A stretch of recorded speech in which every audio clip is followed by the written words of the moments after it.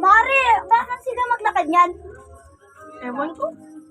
Baka ikaw yung pinupurmahan. Baka ikaw ang part ka ni Jeloy. Hindi, baka ikaw yung crush niya kasi nagpapapogi sa'yo. Meron na ako. O, meron na rin ako.